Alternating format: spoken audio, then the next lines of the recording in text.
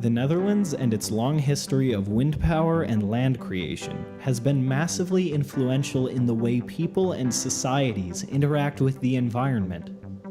While the nation has grown and evolved since its days of milling grains and evacuating water with windmills, the triumphs and challenges of sustainability in the Netherlands can still provide an important source of information for the further development of sustainable energy in the United States, as well as the rest of the world. So there are some things that are very sustainable here, and I think these kinds of the things like all the bicycles give Amsterdam and the Netherlands this image of sustainability, right? So bikes are a big element of it, I would say. Mm-hmm. The other big element is the kind of the historical use of windmills, and these are kind of the images that are very nicely packaged and exported, and then that's the perception of outsiders of what Netherlands is about. Use of renewables in the Netherlands as a percent of total consumption is the third lowest in the European Union, with around 6% as of a 2015 report, compared to over 50% in Sweden. Additionally, much of the Netherlands' supposedly renewable energy comes from the burning of biomass, a process which releases carcinogens and other health hazards into the atmosphere.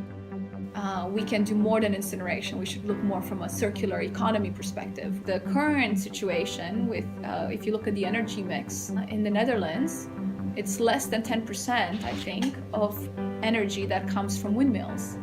So that's an example where this kind of image of sustainability is based on a historical situation that's no longer the reality. Some of the industries in the Netherlands are incredibly unsustainable and incredibly carbon intensive. So that would be things like the ports, things like the Schiphol airport.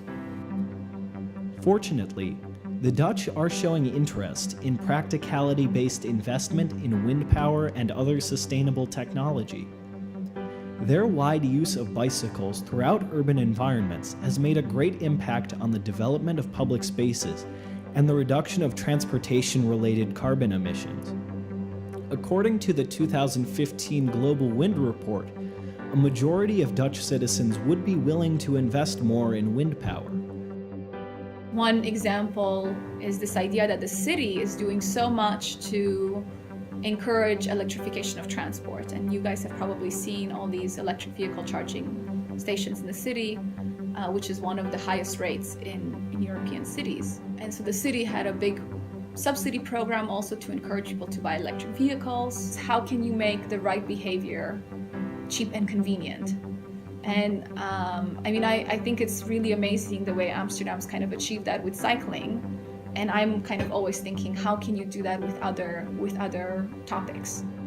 With more and more Dutch people becoming aware of their power to have a positive impact on the environment, they're reclaiming their historic role in developing more wind, including, recently, the construction of one of the largest offshore wind farms in the world. The spirit of Dutch development can and should be applied in the United States. Historically, the Dutch understood that wind was an asset for them, much as we Americans should apply our abundance of open land suitable for solar and wind farms, as well as existing dams available for retrofitting hydropower. With this responsibly resourceful and diverse approach to energy, we, too, in the United States, can change our environment for the better.